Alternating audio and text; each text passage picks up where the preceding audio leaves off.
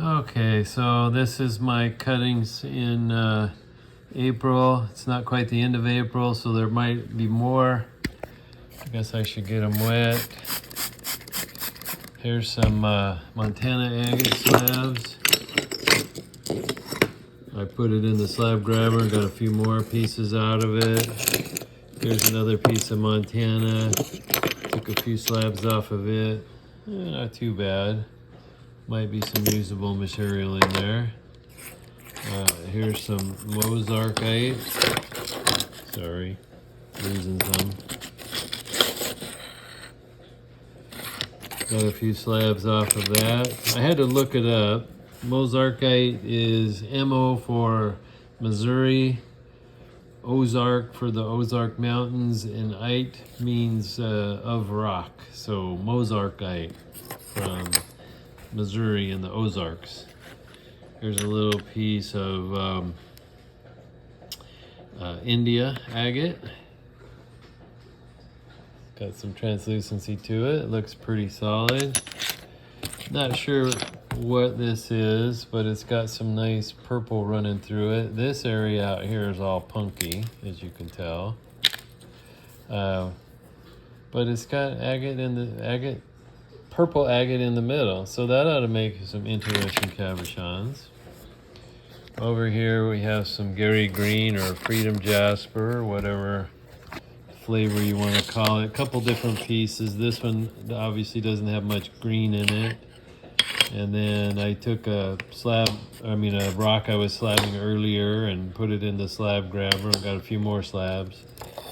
I'm disappointed this is all full of pits, but there's some little areas that might be okay.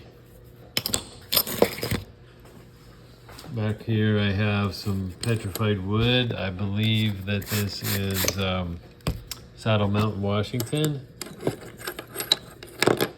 And same thing, I put it in the slab grabber and got a few more slabs off of it because it's got actually pretty decent pattern. And I know I keep briefly showing you this Bruno Jasper, teasing you with it. Took a few more slabs off of it. It's got some nice orbs running through it. Those ought to make some good calves. This, I actually don't know where it's from. It's a chunk of agate. I cut it in half and I thought, well, it's got some reds and stuff in there, so I'll cut a slab off of it, but that's about all. The two end caps I'll polish and do kids giveaway stuff.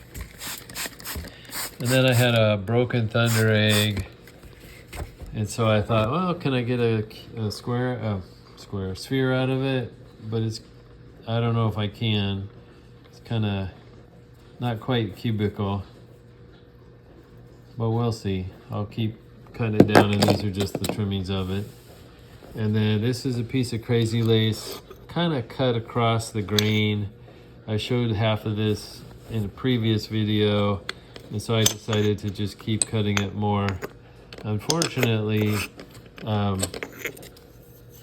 the pattern just changed and it isn't all that spectacular. So some of that will just go into the giveaway stuff. And then I have this piece of Vericite and I just slabbed it up. It's not too bad. It's got some usable material in there. I'll have to work around the pits as usual. But that's all I've got going on so far for the beginnings of the month of April. Let's see if I get any more in the next couple of weeks. Well, a week and a half, I guess. I'll add those to part 2. All right, so here's the second half of my April cuttings. There's a chunk of petrified wood, and I took a bunch of slabs off of it. Some of them fell apart, so there's a bunch of little pieces here. There's another piece of petrified wood. I think this is opal, actually opalized wood. And so I took some slabs off of it. It already had a flat surface, so I just put it in my slab grabber. And then I had a bunch of, I don't know, smaller kid-sized pieces that I cut in half You can see this petrified wood, but in the middle it's pretty dark, so I don't know if that'll polish up well or not. Here's another one from the outside. It looks great.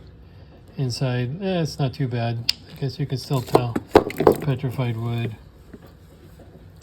There's a couple slabs of India agate that I must have stuck in the slab grabber.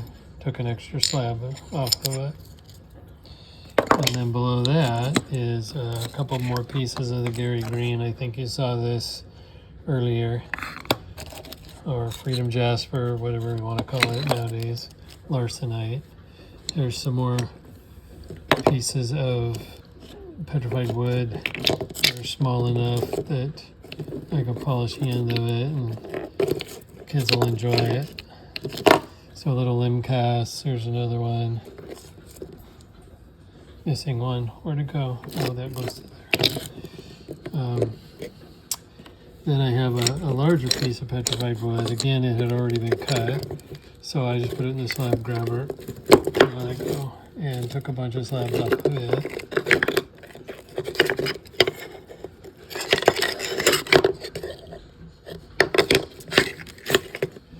And then this guy, I actually have no idea what it is, but I saw this little spot here and I thought, oh, I've got to slab that for sure. And it's not too bad. You know, it's got the red keeps going through. For some reason, I seem to be attracted to red. So I took some additional slabs off of that. And then the saw, I ran out of room in the saw. So if I want to take more, I'll have to put it in the slab grabber. Although I might just polish it as a little kid's giveaway piece. Then I have a wedge shape of blue tiger eye or hawk's eye, whatever you want to call it. And so I decided to start with the rough end and just take a bunch of slabs off of that.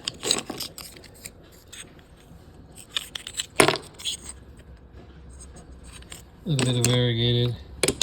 And then I left the triangle. Not sure what I'm going to do with it yet. I might try and make something out of it, do a stand-up. Who knows? More to come on it on that one. I had a same thing, another India agate, and it was pretty good size, so I thought, well, that's good. So I stuck it in the slab grabber and cut 4 or 5 more slabs off of it. We got decent patterns in there, so that's good. And then I got this dugway nodule, broken on one side, but I cut it in half. It's got a nice crystal pocket in the middle, so that'll polish up really nice. And then when I was at the Willamette Agate Mineral Society show, I picked out a couple pieces that to me I thought would have midnight lace obsidian, and kind of technically it is, but it's so dark you can barely see through it. I don't even know if this will show. Yeah, barely. So that one's too dense. This other one, and as you can see, I slabbed the entire thing because, let me get this situated. Okay. Definitely was midnight lace, as you can see. And I got, what, 1, 2, 3, 4, 5, 6, 7 slabs off of it. It's got some nice, decent pattern in there as well. Let's take one individual here.